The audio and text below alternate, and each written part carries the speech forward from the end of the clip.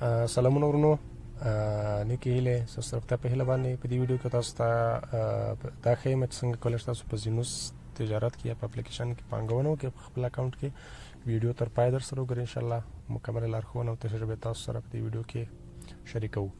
تاسو کولی شئ دلته ریچارج اپشن ته راسئ، هم د دې ځای نه کولی شئ هم د دې ځای نه خلاص کړئ. په دې باندې به کلیک وکړئ، دلته به راسئ، مثلا پیسې به انتخاب کړئ، څومره پیسې غواړئ پانګونه وکړئ. مثلا زه غواړم چې $200 پانګونه وکړم، نوې پانګونه. دلته تاسو پیسې انتخابوئ، انویسټ.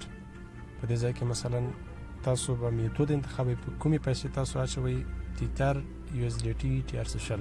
که تاسو ERC10 لرئ یا BP10 لرئ، هغه هم تاسو کولی شئ دلته پانګونه وکړئ، دغه ځای به انتخابوئ ورته. زه TRC10 پیسې لرم، په دې باندې مې کلیک وکړه، 200 او دا هم ادرس دی، ادرس کاپي کومه، ځم بایننس ته. بایننس ته دا دی زه راغلم، هغه ادرس ما را کاپي کړی و. اوس راځم ویډرا اپشن ته. ویډرا اپشن ته چې راغلم، دلته زه دغه ادرس چې ما راخیستی و هغه پیسټ کوم او شبکه انتخابوم چې هغه TRC10 ده. پیسې انتخابوم چې هغه 200 غواړم پانګونه وکړم. نو $2 د کمپنۍ فیس دی، 198 به ماته په اکاونټ کې ښکته کېږي. ویډرا باندې به کلیک کوم. ویډرا چې کله کلیک وکړه داسې، البته دا زه د بایننس څخه کوم، تاسو کولی شئ هر والټ استعمالوئ. که هغه والټ ستاسو ټوکن پاکټ وي یا هر بل څه وي، هغه تاسو کولی شئ چې هغه څخه استفاده وکړئ. دلته هم زه بایننس لرم،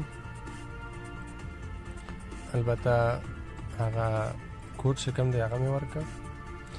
نو دا هم پیسې جمع شوې. اوس څه کول پکار دي، دلته تاسو باید متوجه اوسئ. دلته به راشئ، تاسو لږ منتظر کېږو چې دا پیسې ورسېږي.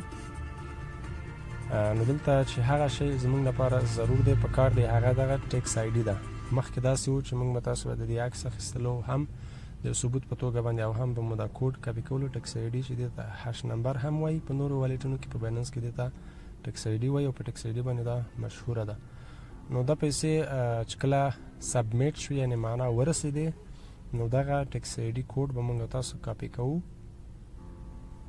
یو شیبه چې دا پیسې ورسېږي.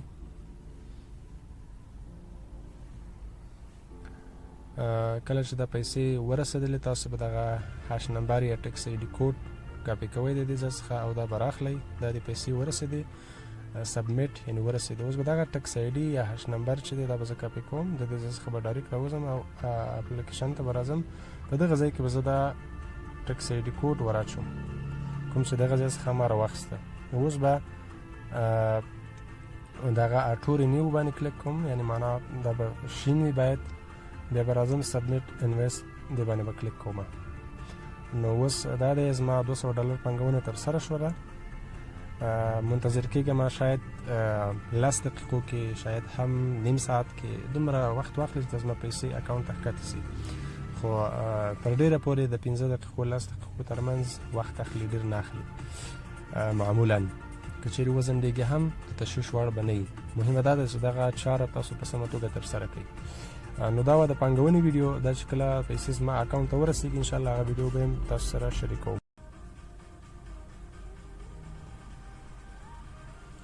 تاسو کتلی شئ چې $200 د تاریخ، د ورځ، دغه ادرس باندې په 2 بجو باندې ما اچولی دی. اوس دا دی ورسېدی زما اکاونټ ته. نو دا دلته تاسو کتلی شئ. تر بیا ښه وخت، ښې چارې. دا وه زینوس اکاونټ کې د اپلیکیشن د طریق نه د پانګونې یا پیسو اچولو لنډه طریقه.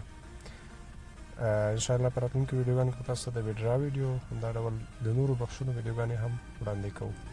الله مو مال، ستاسو د کامیابۍ او لا ډېرې ګټې په هیله.